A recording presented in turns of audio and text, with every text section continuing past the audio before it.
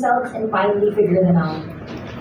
Yeah, first of all, on the change of import, that's the reason why we pushed our practice yesterday to after lunch, because we wanted to wait for the 12 noon deadline to find out who's their import, because we had a hunch they're going to make the change because they beat us with Cam Clark the last time. With regards to Eastern playing well, they're a solid team. Cam Clark is a great addition, but when they put those other big guys who hardly get playing time, those guys can play. So we kind of take them for granted when the import isn't in. So when he was forced to come out because of that landing spot foul at the start of the fourth quarter, that's exactly what I told the players. Okay, now let's make our run without Clark inside, and thankfully they responded.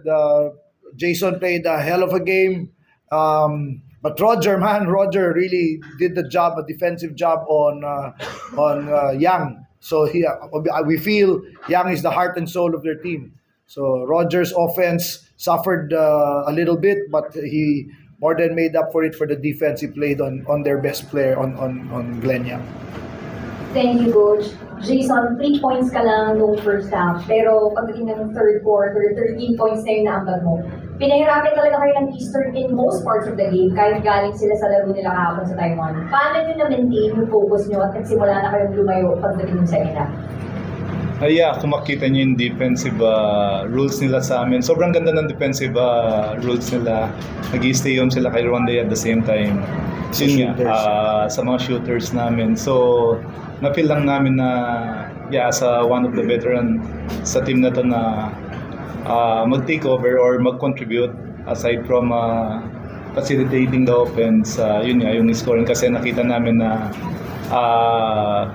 yung weakness nila dun sa ball screen defense. So, buti naman nakapag-contribute ng maganda.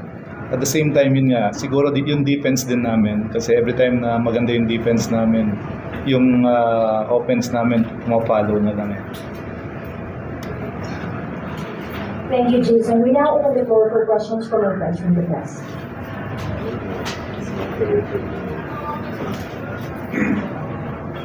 First, congratulations on being in the semis. But in the semifinals, I guess you challenged by almost similar style in the Oceanian for school-dependent teams and two young lineup.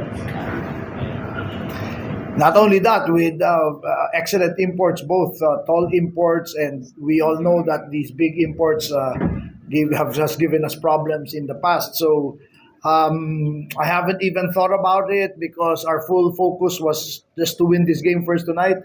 But now we're going to shift that to those two teams, and they're both very good, very strong teams.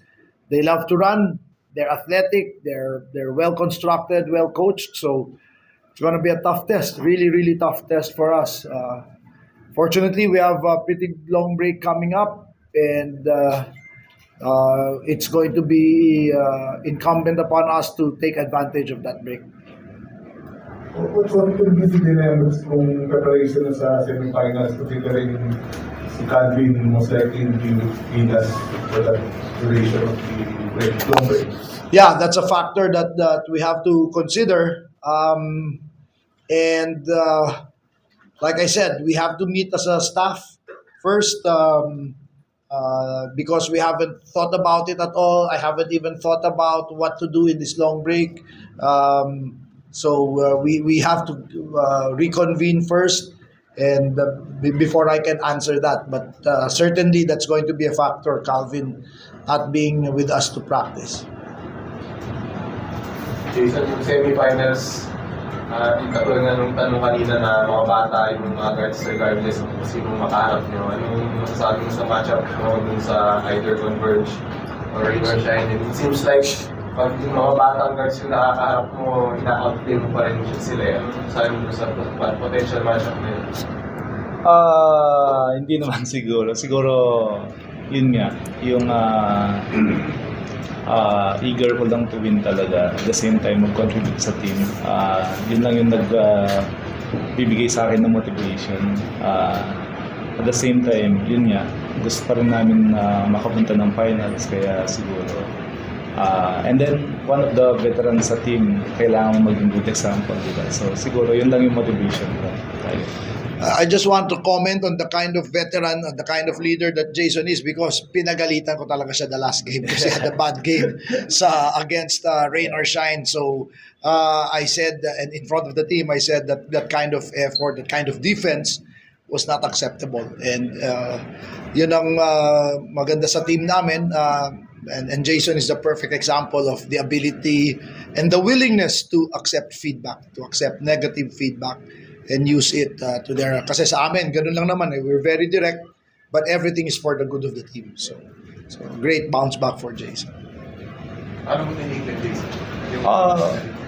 Of course, tagal na natin dito sa PBA. And then, Tsaka sanay na sa akin. tagal na natin magkasama ni Coach Jot. And then, yun nga, as a veteran, kailangan mong i-ano yung sarili mo dun sa mga ganun na situation kasi tinitingnan ako ng mga ibang teammate ko kung paano yun nga, mag-bounce back at the same time makabawi man lang sa game na to.